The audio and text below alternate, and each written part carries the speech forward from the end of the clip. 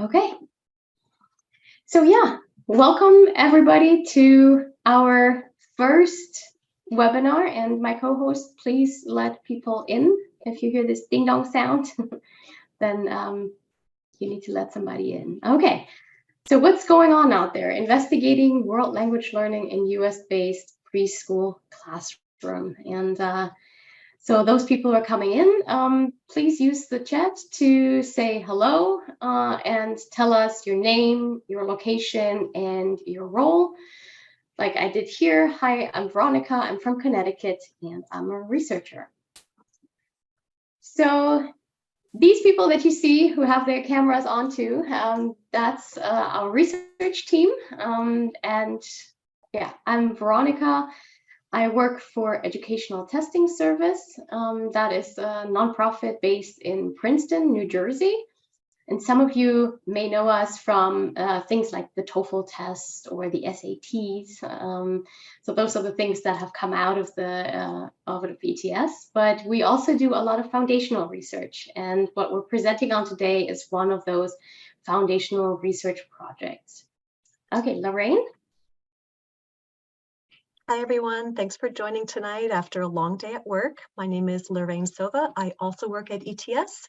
I primarily work on assessment development for young language learner products and also contribute to research like this particular research project with Veronica, Michelle, Kylie, and others. Kylie, would you like to introduce yourself? Sure. Hi, my name is Kylie Peslak. I am a preschool teacher at the Somerset Hills YMCA in Basking Ridge, New Jersey. And you'll hear a little bit more about me during my presentation later. Thank you. Hi, my name is Michelle Kim. I'm also from ETS. I'm a research assistant and I assist our wonderful research scientists at ETS. And prior to ETS, I also studied in early childhood education in Montclair State and then went to grad school and got my master's in applied linguistics. All right. So the four of us were the original team that joined forces to explore world language learning in US-based preschools. And before we jump in to the first real presentation, let's do some housekeeping. So we had planned to do an introduction for about 5 minutes. We're already in the middle of it. And following that, we would give you a brief overview of the study and the findings that we have encountered as we engaged in this. That would be around 15 minutes, 20 minutes. So, and that presentation will be done by Lorraine and myself. Then we wanted to give you a little bit of time to ask questions about that presentation, if there are any, before we will hand it over to Kylie, who will talk a little bit about her experience having us as researchers come into her classroom and collect data on top of the other million and one thing that are usually going on in preschool classrooms. Again, afterwards, you'll have a little bit of time for Q&A. If there are any brief questions before we will present you with a video from a researcher and professor in Portugal who has worked with a particular approach to promoting languages in pre-primary education. And then we thought we'll give 20 minutes for discussion. So here, again, you'll have the chance to ask some questions following the two presentations. And then there will be a larger chunk of time for discussion later on. The only thing we would ask during those presentations is that you please mute yourselves so everybody can hear what people are saying. Okay, starting off with the introduction and a little bit of background, how this entire project began and came into being. So I usually wear a bunch of heads. In addition to being a researcher and a linguist, I'm also a mom of these two little peeps here. Ella, the girl on the left, she is currently 6 years old, and Alexander on the right, he is 2 years old. And when I when I became a mom for the first time, it was clear to me that me being from Germany, I wanted to raise my children with German and English.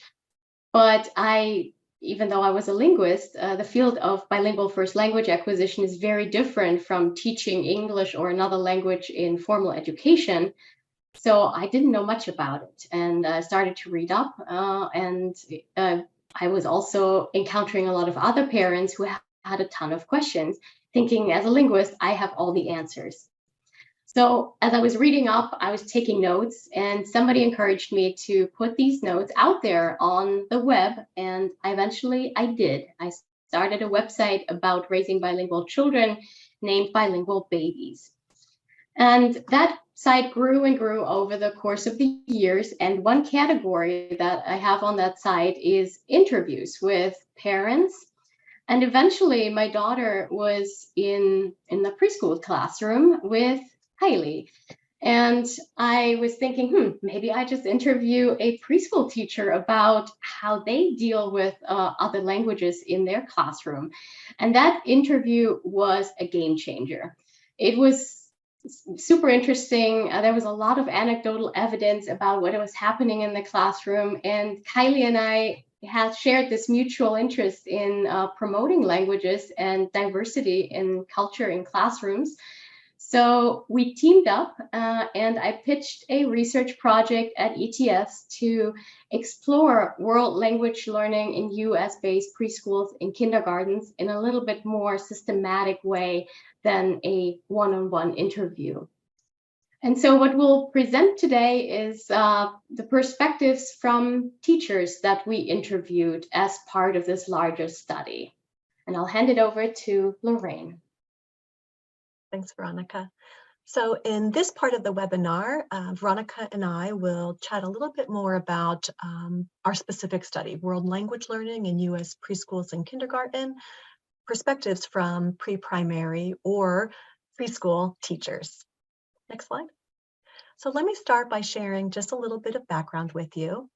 In recent years, at the international, national, and at the local level, educational agencies have been calling for the promotion of linguistic and cultural diversity and for building additional language skills starting in those early educational contexts. For example, the United Nations in 2015, they released their Sustainable Development Goals. Goal number 4 is all about education. And there's a part of that that aims to promote in all learners, including those at that young level, an appreciation of cultural diversity and culture's contribution to sustainable development.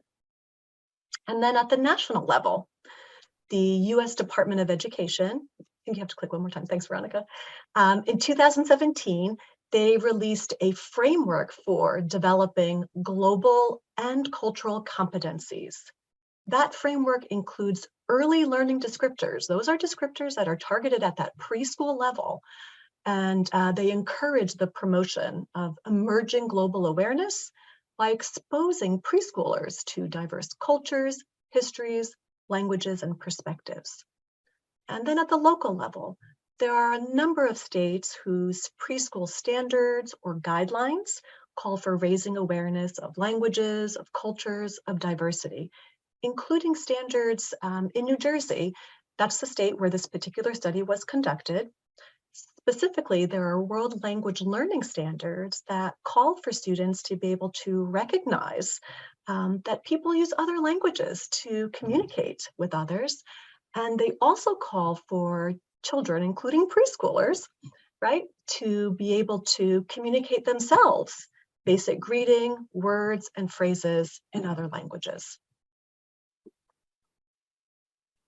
So we can see that at multiple levels, there's a real desire, and I would even say a real need, to begin to promote language and cultural awareness and start building additional language skills, starting at that pre-primary or that preschool level.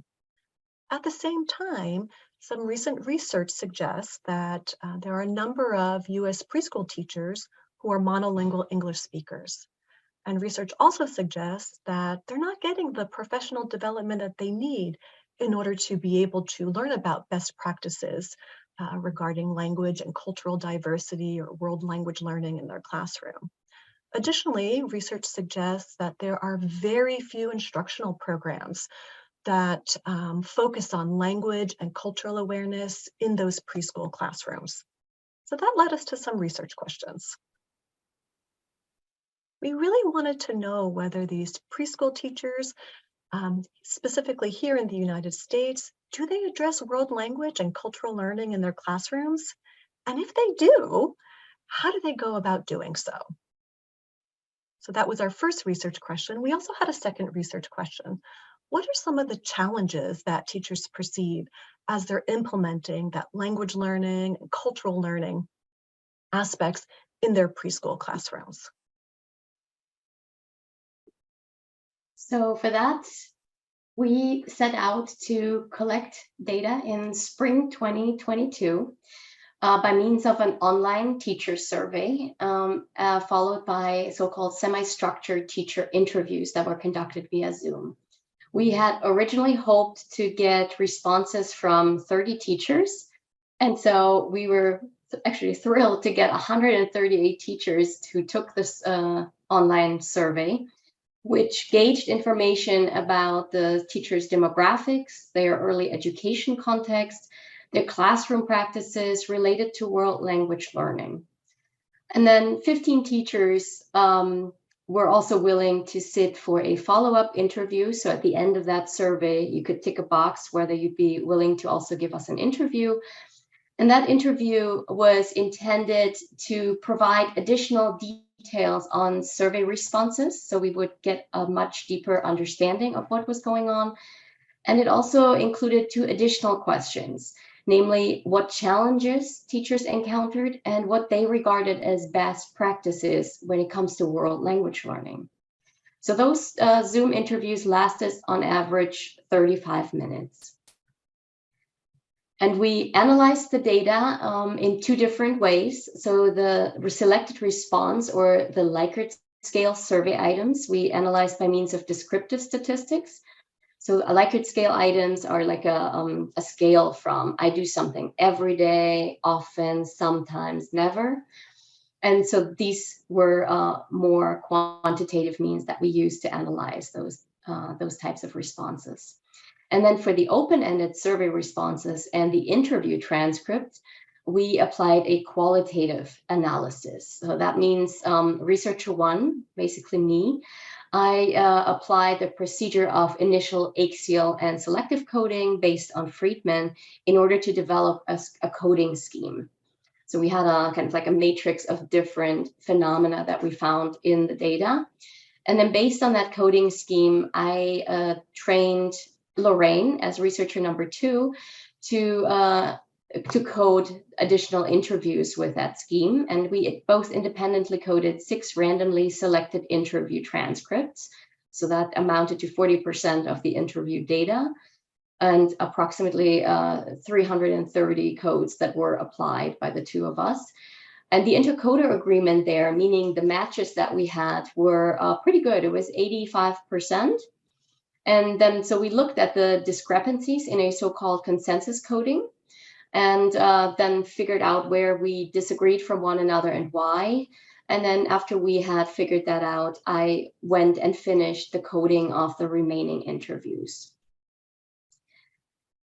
So in terms of participants, we had, as I said, 138 teachers from early education sites that were all state licensed in both urban and suburban preschools. The teachers' age ranged from 18 to 66 years, so teachers were on average 42 years old, with a very broad range of teaching experience in terms of years, so ranging from 1 year to 40 years of experience. And then 59 teachers, so that's 42%, reported that they actually spoke a language in addition to English. So that was a nice finding, which was a little contradictory to what was discovered earlier in the literature. With regards to their student, class sizes varied from 4 students up to 20 students, with on average class sizes of about 13 children. But the children's age ranges varied considerably. So they were between 1 and 6 years old, and a lot of teachers reported so-called multi-age classrooms.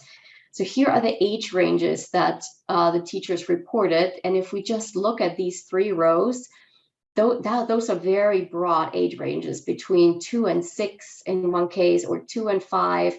So anybody who's teaching those ages or has children knows that the developmental differences are gigantic between 2 and 6. So 121 teachers also reported that their kids, they have kids that are plurilingual children. So primarily those speaking Spanish, Portuguese, Hindi, Chinese, and Arabic. So our findings relative to the research question, number 1, do teachers include world languages in their pre-primary teaching? There were some interesting things that stood out. First of all, we asked teachers what type of curricula they used, and upon looking at those, we found that none of the curricula really included world language learning, although the standards required it. Then, as I already said, there were 79, so the majority was still monolingual English among the teachers, but nevertheless, 111 of the 138 teachers, so 80%, actually included languages other than English in their teaching. And oftentimes they were even paying for teaching materials out of pocket, which speaks to very high motivation among teachers to include that and promote those competencies among their learners. And this, the graphic that you see here shows how teachers included world languages in their classroom. So as you see, there are stories and books that they use, rhymes, songs, videos, digital media. They draw upon other bilingual children, visitors. Some give instructions in different languages, and labels are also very much frequented. So these are the 3 ways of including other languages that were most prominent: stories, multilingual books, bilingual children, and labels. The 2 ways that were least frequented by teachers were videos and digital media, as well as visitors. So in terms of videos or digital media, we found out that in some preschools, they had a policy that no technology was supposed to be used in the classroom. And in terms of visitors, that may be an artifact from the actual data collection time, which was in the spring of 2022, where most preschool classrooms were still closed off to people outside due to COVID-19. When looking at the more qualitative data, we found 3 different approaches that teachers utilized when promoting world languages. So the first one was a so-called foreign language approach. So meaning they would take the children to foreign language lessons. So in most cases, those were Spanish lessons and held at dedicated times throughout the week, oftentimes once or twice during the week for half an hour or 45 minutes. And here we have, in the words of one teacher, saying that, yeah, once a week, our class has a Spanish special class where we take them to learn Spanish provided by a woman at our school that is fluent in Spanish. She teaches them lessons using songs, games, worksheets, dances.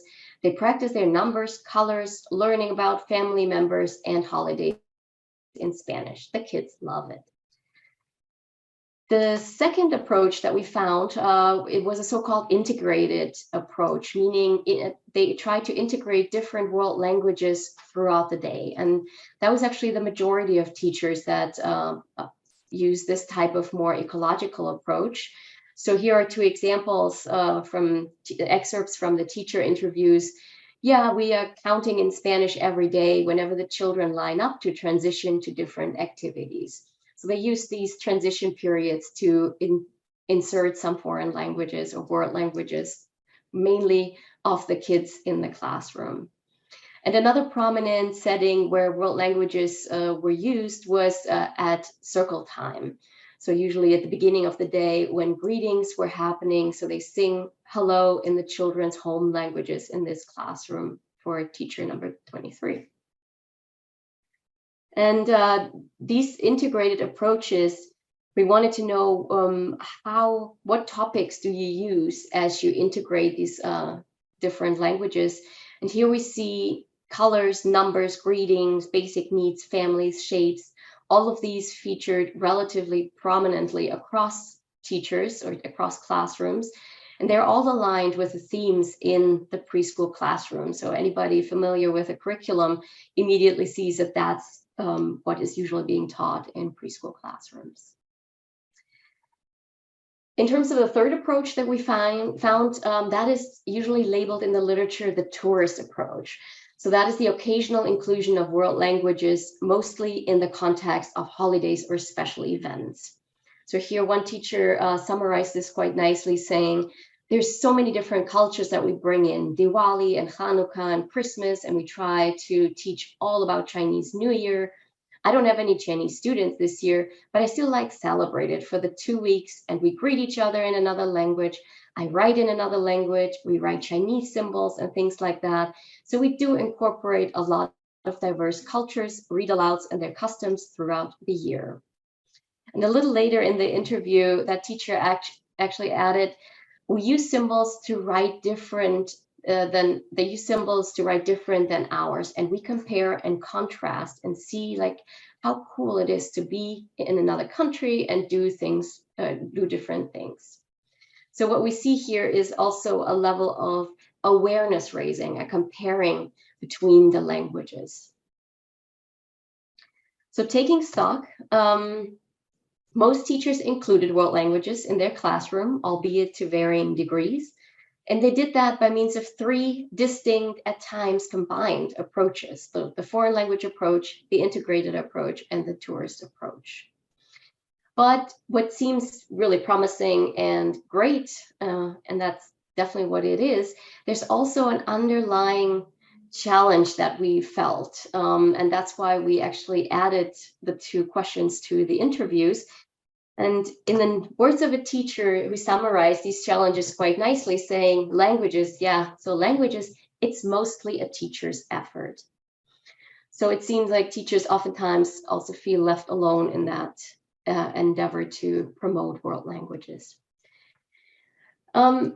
Regarding the challenges that they face on implementing world languages, these are the ones that were brought up during the interviews.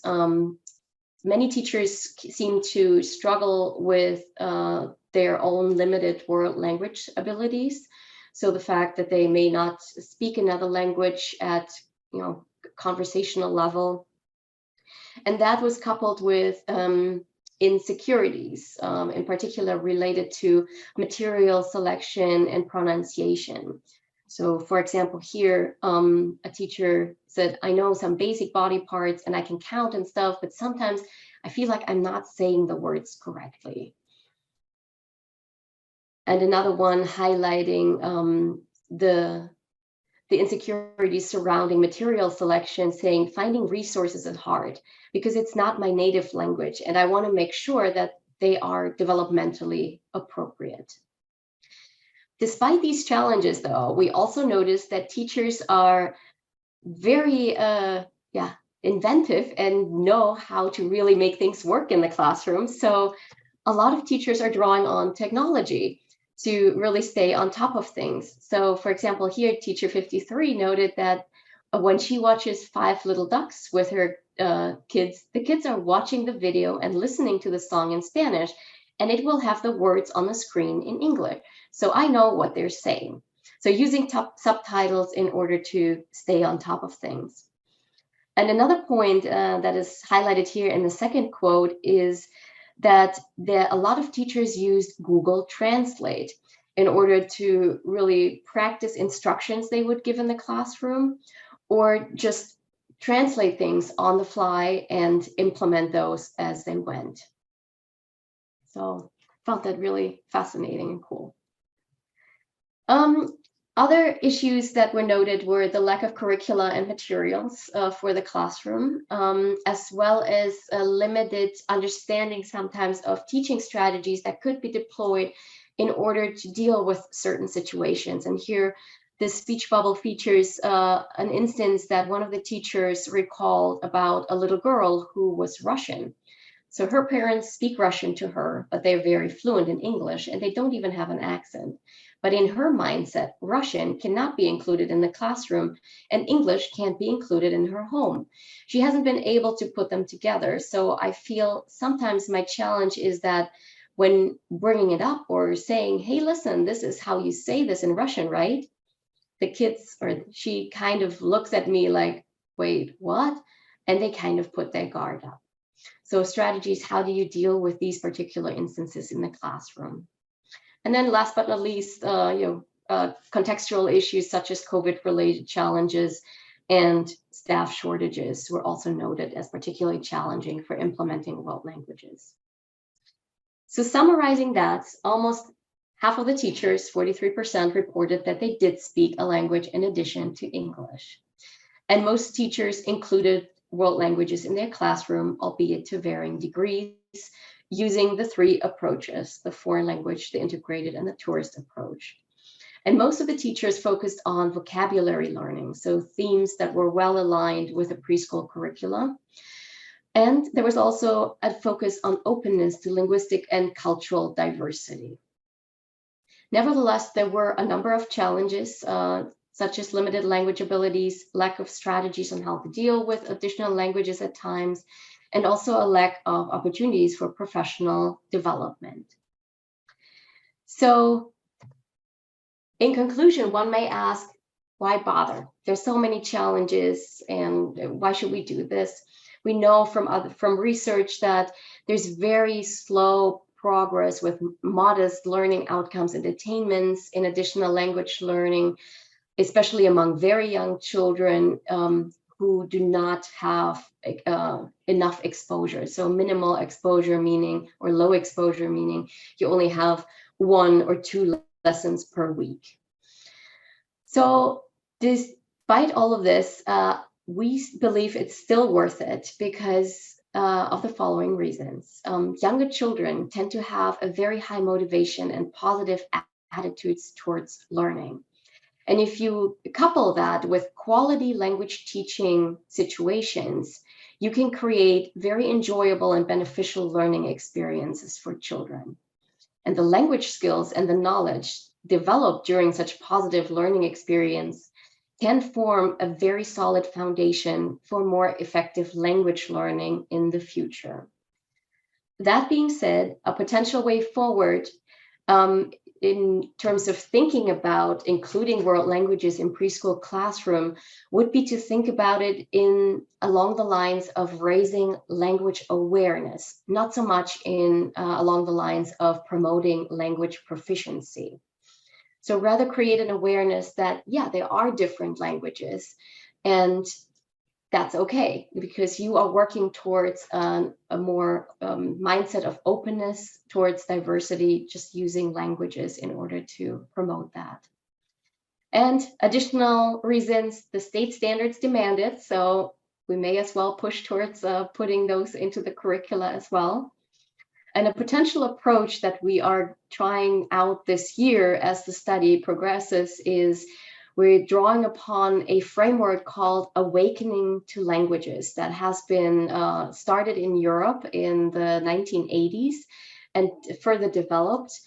And so this year we're looking at creating some of these language awareness tasks and trying them out in different preschool classrooms, both in New Jersey and in Connecticut. Thank you. All right. Just give me a thumbs up if you can see the screen. Okay, thank you. All right, so teaching and researching world languages in my classroom. And I'm Kylie. And here's a photo of Michelle, Veronica, and Lorraine when they came in and did the research study in my classroom last summer.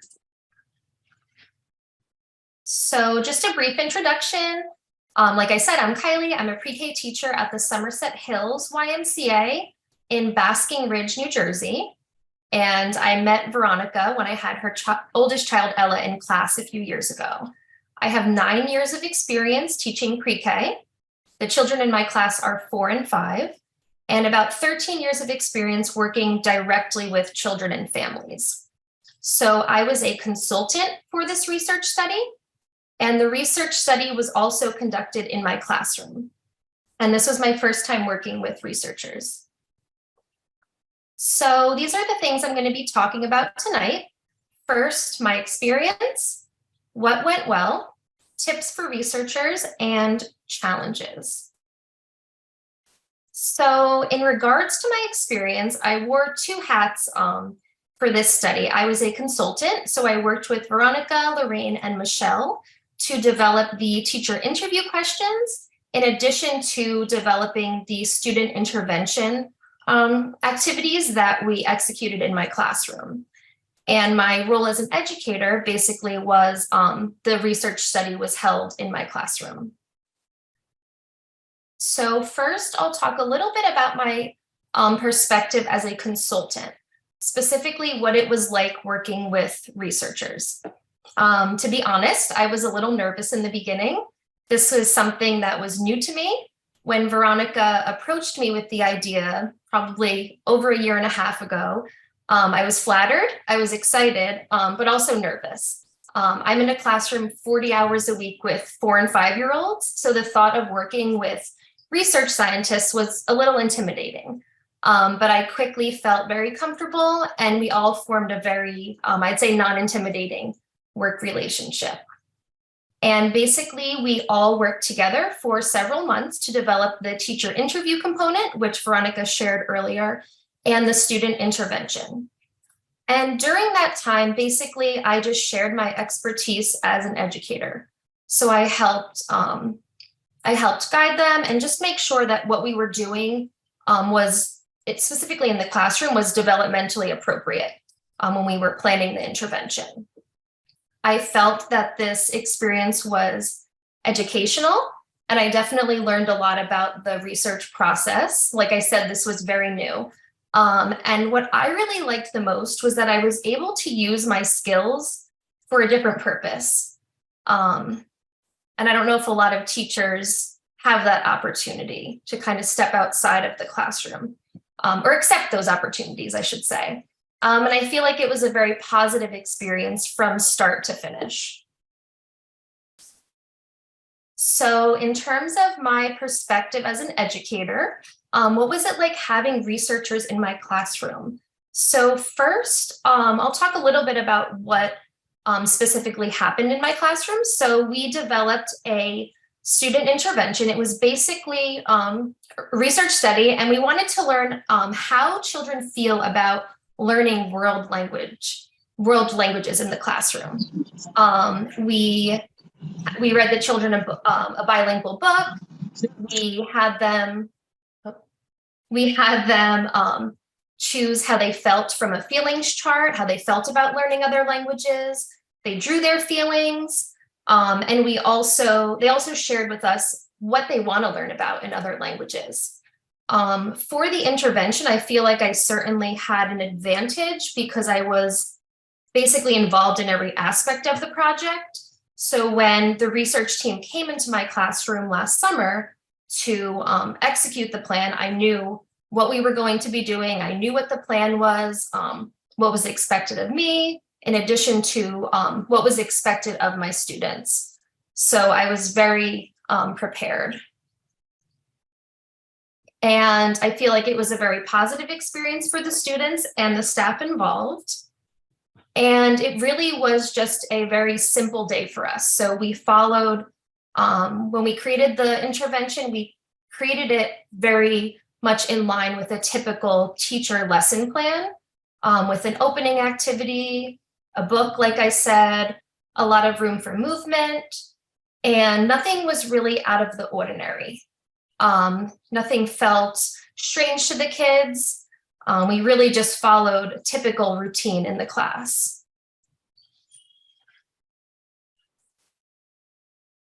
All right, so what went well? So in terms of what went well in the classroom, I feel like we had a very strong collaboration between myself and the researchers. We worked very well as a team to develop the teacher portion and the student portion. And when the researchers came to my classroom to conduct the research study, we had high levels of cooperation among the participants. They basically did what we expected them to do. They followed the guidelines, followed the routine as we had planned, which was awesome. And they had very high levels of engagement. They enjoyed the activities. They are seen here on the floor doing a little interactive activity with Lorraine. They had fun. They were smiling, they were engaged, and they wanted to participate. We really only had 2 students who were removed from class, whose parents did not sign consent forms, who did not want them involved. But all of the children who were involved, I'd say it was very positive for them. They had a lot of fun. And this was during, I guess, towards the end of the pandemic, and we still weren't allowing people into the classrooms. This was huge for them, having new people come into the room to hang out with them. Some of the challenges we faced were the consent forms. So when conducting research with young learners, specifically children this age, you need a consent form. And like I said, we held this intervention last summer. Parents were still not allowed inside of our center. So we really weren't having that daily face-to-face contact with them. Sometimes I would go weeks without seeing a parent. So we had to distribute these forms to the parents, and we also wanted to explain to them, just give them a little background information. So we were a little short-staffed at the time. So Veronica and I figured out a night, we kind of hung out outside of the building to distribute the forms and educate the parents, and they were very receptive. But in the meantime, I also had children running around, so it was a little hard to give the parents the attention that it needed. And I also feel we had a difficult time getting the forms back. The forms, I think it was like 3 or 4 pages. The first portion was an educational piece, and then there were 2 forms that they had to sign. We'd have kids bring in one form and not the other. So it took a couple weeks to really get all of the consent forms back. And that actually pushed us back a little bit. The second portion I felt was challenging was communication. So we didn't really have a clear point person at the early education center I work at. Unfortunately, communication was a little lacking at this time. We never really set expectations from day one. I feel maybe we should have had a sit down, let all staff really know what's expected of them before handing out the forms and just moving forward with the research study. So for instance, Veronica needed to email parents, and I don't have an email that I email the parents with, so we had to go through my director, and it was just a little challenging. So I'm going to share some tips for researchers, basically some things to take into consideration when conducting research with young learners. And here you see Michelle and Lorraine doing a table activity with the children where they were asked to draw their feelings about world language learning, how they feel about learning other languages. All right, so some tips for researchers. If you are conducting research with young learners, I think one of the most important things to keep in mind is their attention span. So children this age can really only sit for 10, 15 minutes before they get distracted or fidgety. So if your plan is to come in for an hour, like the researchers did, just keep in mind that they're going to have to get up, move around, switch things around a little bit every 10, 15, 20 minutes, just so they don't lose interest. And that's what we did with the kids. We started them out on the floor with an open discussion, and then we moved to the tables. We did small group, large group, and had some kinesthetic activities built in. And I think another piece would be to try to keep the intervention activities as typical as possible for the students. So like I said, what we did in class was very typical to what we would usually do. We usually read a story. We usually have a discussion, just so they feel more comfortable and they're not really caught off guard. So if you are planning to do research in a classroom, talk to the teacher and maybe they can give you some ideas to help guide you. I suggest keeping the activities engaging. So hands-on, make sure children have the opportunities to move around and incorporate different types of activities. So we did a song. At one point, we had children moving like an animal throughout the room during a transition time, and it keeps it fun for them. It's also important to consider the layout of the classroom ahead of time. Since this was held in my classroom, I was able to kind of move things around ahead of time. But if you are a researcher going into the classroom, it's not a bad idea to have the teacher maybe send you a photo, just so maybe you can ask them to rearrange things for you if needed. So you don't spend too much time doing that when you come in. Another thing to consider is the noise level. So luckily we were able to close the door in our class. The classrooms on either side of our room were doing quiet activities during this time. But it can be distracting for kids. It can be distracting for the researchers when they're trying to record, just because it can pick up background noise. So that's something to consider. I talked about making time for movement activities. And another huge one in that kind of goes along with like the attention span is being flexible, having a backup plan. Things do not always go as planned, especially when working with preschoolers. You may have a solid plan, type up another one, have something in the back of your mind that you can fall back on. Things happen. Luckily, ours went according to plan, but I also know the students and I know how they operate, so that really helped, but have a backup plan. Also, something else to think about is the number of researchers present. So for this intervention, we had 3 researchers and myself. So we had someone taking photos, another person taking notes, and another recording. So make sure you have more than enough people present. The teacher may need to address other things that are happening in the classroom. So make sure you have more than enough researchers or just other people to help you. And 2 more, make sure the materials are developmentally appropriate. We use the New Jersey teaching and preschool teaching and learning standards for this to ensure that what we were doing with the children was appropriate. You don't want to make it more challenging for them by asking them to do things that they're really not capable of doing at this age. So make sure that what you're planning to do with the children is appropriate for their age and their ability. And also, I guess, on the level of comfort among participants. So it's not a bad idea to ask the teacher to prep them ahead of time. My students, I told them maybe 2 or 3 days ahead of time that we were having visitors. I explained what they'd be doing, why they were coming. And that way, when the ladies came in, the researchers came in, the children knew who they were, they knew why they were there, and we didn't really waste a lot of time going back and forth. So as my portion comes to an end, I think the most important thing to take note of here is really the importance of working together to bridge the gap between educators and researchers. So I feel like we worked as a team, we were successful, and we collaborated.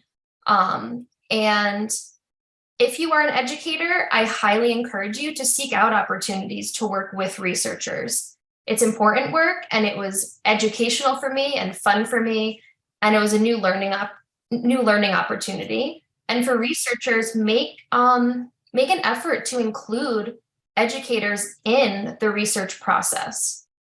So, thank you. Hello, my name is Monica Lourenço. I am a researcher at the University of Aveiro in Portugal, and today I'd like to talk to you about awakening to languages and about a project I developed with a group of preschool children in Portugal to promote their phonological awareness through the exploration of linguistic and cultural diversity. So I've organized this presentation in 3 parts. Firstly, I'll make a brief introduction to the concept of awakening to languages, ATL.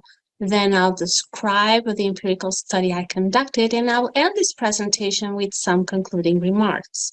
So ATL is a pedagogical approach which focuses on promoting contact with linguistic diversity from a young age through the implementation of comparative activities between several languages in class. Those languages include the language or languages of schooling, the foreign, local, and minority languages taught in the target context, but also languages that are not intended to be taught, which may or may not be the mother tongues of some pupils.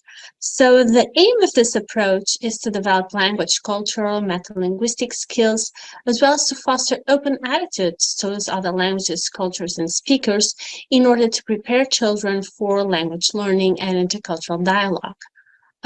Research conducted in Europe, but also internationally in disparate places such as Algeria, Canada, or Japan, shows that awakening children to linguistic and cultural diversity early on can promote positive attitudes towards diversity, foster language learning and critical thinking, and develop communication and metalinguistic skills. So the study I conducted was developed in Portugal, which is a country located in southwestern Europe, bordered to the west and south by the Atlantic Ocean and to the north and east by Spain. So for some of you, we are your neighbors across the pond. Until recently, Portugal enjoyed a high level of linguistic stability, being considered a fundamentally monolingual country. The old borders dating from the 12th century and a dictatorship which lasted over 40 years were responsible for creating a seemingly homogeneous society with very few ethnic, linguistic, and cultural minorities. Since the first decades of the 21st century, this situation changed dramatically. The arrival of immigrants from Africa, Asia, Eastern Europe, and South America, namely from Brazil and Venezuela, has increased the linguistic and cultural diversity of Portuguese preschools, raising many questions for teachers, namely regarding how to promote language development. So considering this background, I developed a study that aimed to evaluate and understand the effects of an Awakening to Languages program in the development of phonological awareness by preschool children in Portugal. More specifically, I wanted to understand how attentive listening and comparison of linguistic corpora in different languages promoted the development of preschool children's phonological awareness. To clarify, phonological awareness refers to the ability to recognize, distinguish, and manipulate the basic sound structures of a language, such as syllables and phonemes, and is developed in preschool years and beyond. So participants in this study were a group of 21 Portuguese children, 8 boys and 13 girls, aged 3 to 6, mean age 4.9, who attended the same state preschool in northern Portugal. The majority of the children had a high socioeconomic background and had migrant parents coming from Belgium, Brazil, England, Germany, and Venezuela. One child was bilingual Portuguese and English, and 5 could understand but not speak their parents' native languages. A control group paired up in terms of number, age, and socioeconomic background was also selected from a nearby private institution so that the evolution of the children's phonological abilities could be more accurately measured. All the children were monolingual Portuguese speakers in this case, and only one had parents with a migrant background. To assess the children's phonological abilities, I use a battery of tests that have been previously validated for Portuguese preschool children. The battery included 6 different tasks aimed at evaluating children's awareness of syllables and phonemes. Both groups of children were tested and results were analyzed statistically. I also collected data through video recordings of the experimental group's interactions during the ATL program. These were treated using content analysis. The ATL program consisted of 7 sessions planned according to the aims of the study, the children's age, interests, and linguistic repertoires, and the Portuguese preschool guidelines, which focus on promoting personal and social education, developing oral and written language skills, and fostering world knowledge. The sessions lasted approximately 1 hour and a half and took place either in the children's regular classroom or in the extracurricular activities room. In session 1, titled We Know So Many Languages, children read and explored a story about a girl without a name and built their language biography in the shape of a flower. This session allowed the group to become aware of the linguistic repertoires and cultural background, which came as a surprise for many of them. The main activity in session 2, which sounds the languages have, was listening to and identifying songs in different languages. Here, the focus was on promoting discriminatory skills and also auditory perception, as well as rhyme awareness. In session 3, Do Animals Speak Languages? Children played games that allowed them to understand that different languages make use of different onomatopoeias. Session 4, What Do You Do for Easter? Was culturally focused, as children's parents were invited to share their Easter traditions.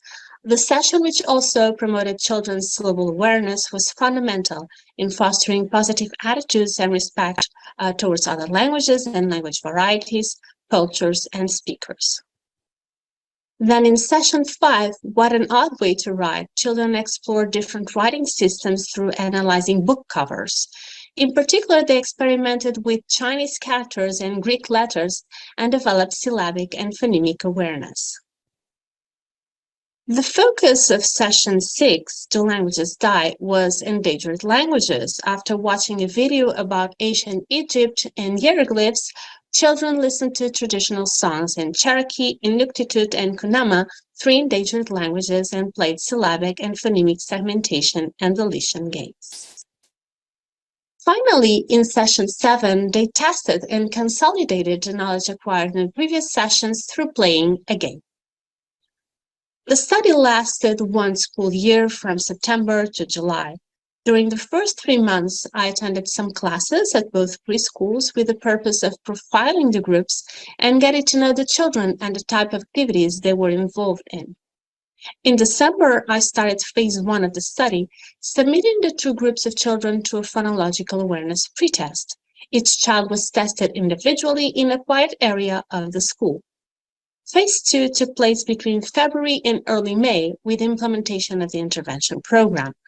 The last phase of the study occurred between mid-May and July, when both groups were once again submitted to the test, the post-test.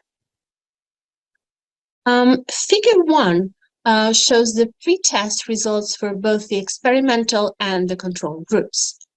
Differences between both groups were not statistically significant and show that children had lower levels of performance in the phoneme deletion and phoneme segmentation tests as expected for their age. Figure 2 shows the post-test results for both groups of children. As you can see, the experimental group in blue increase its level of performance in all tasks, particularly in phoneme deletion and phoneme segmentation. All differences, except for syllable segmentation, were shown to be statistically significant, suggesting that an external factor that is non-related with maturational development might have enhanced the experimental group's ability to identify and manipulate sounds in Portuguese. Through analyzing the children's interactions during the sessions, I could confirm that this played a role in development of the phonological abilities of the experimental group. For instance, in session 2, which sounds the languages have, children compare the Spanish words they learned in one of the songs with their Portuguese equivalents. We can see that children are able not only to associate words in Portuguese with corresponding words in Spanish, but also to isolate sounds in these 2 languages. When the teacher questions them about the words they have learned in Spanish, they stress the sounds that were difficult to say, such as the h sound in the word ajedrez, which does not exist in Portuguese. Following this first step of discovery, the children compare the word almohada to its Portuguese equivalent, almofada, revealing that they have metaphonological skills. In fact, they were able to identify that the sound F, which is present in the Portuguese world, is absent in the Spanish equivalent. Finally, children realize that the 2 languages are actually very close when they say, so Portuguese and Spanish are not so different after all, which proves that they can detect similarities between languages that belong to the same language family. In one of the final sessions of the intervention in session 6, Do Languages Die?, We noticed that some children have already developed a capacity to explicitly analyze and manipulate phonological units. In this example, the teacher is reviewing the names for some endangered animals, preparing the children for the syllable deletion game. She says, let's look at the rhino. In Canema, it's cartite. Those two letters don't exist in Portuguese. It's two letters, the K and the H. The H doesn't exist? Oh, yes, it does. I have a friend called Hugo. Yes, Hugo starts with an H. Oh, right. So cartite is rhino in Canema. And if I take the first syllable out of this word, what do I get? Asks the teacher. Tit. Very good. Look, Philip wants to do a new game, my mixing the bits of words. If I take the first bit out of cartite and a second bit out of nano, what do I get? They all say Karnak and laugh. So these interactions reveal children's predisposition to play with languages, even if the words and sounds are unknown to them. They link sounds with graphemes, delete syllables, phonemes, invent new words, and search their mental lexicons to find words that begin with the letter H. Ultimately, they are reflecting about the rules of languages and revealing that they are developing their metalinguistic skills. So after analyzing this data, I concluded that the children's phonological development followed the path, starting with moments of discovery when children paid attention to the sounds and letters of native and foreign words, isolating them in the speech continuum in a written text.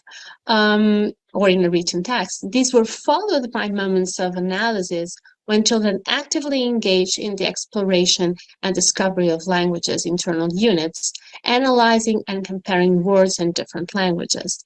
In the final sessions, I was able to find more moments when children mobilized their recently acquired knowledge on how languages work, applying it to new situations, as the previous example showed. So we concluded that through the Awakening to Languages approach, children develop their phonological skills, which are useful for a lifelong learning of languages in terms of literacy, reading and writing, and vocabulary acquisition. They were also more aware. Despite the fact that this was not a goal of our project, we also noticed that children became more aware and respectful of diversity and otherness and willing to participate in intercultural encounters and new learning experiences. So these findings suggest that early contact and experience with linguistic diversity may play an important role in the development of skills and attitudes that support learning and are conducive to dialogue, respect, and peace.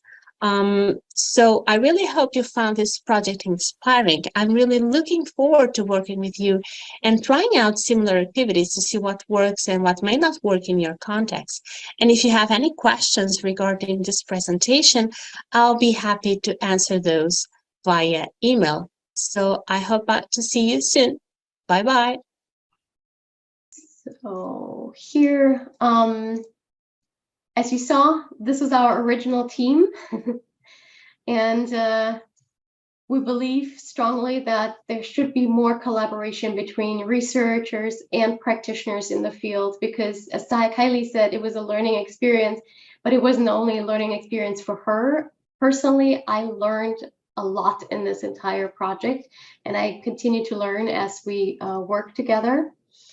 And so we took Monica on board, so we extended the team, and we're more than happy to work with any of you teachers out there and to promote a dialogue in this field, because I don't think that any side can go the mile alone. So that being said, Lorraine, Kylie, and I put together a special interest group called Sharing Languages that if you are wanting to, you can subscribe to our mailing list. We won't spam you.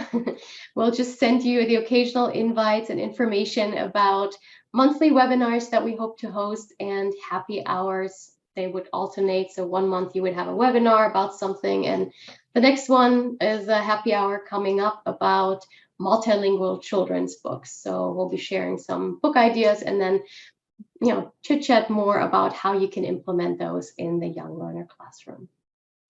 And in that note, we thank you very much for sticking around and for actually being our guinea pigs, because this was our very first webinar that we hosted ourselves, and we hope you enjoyed it. On that note, have a good night and stay in touch. Thank you. Bye-bye.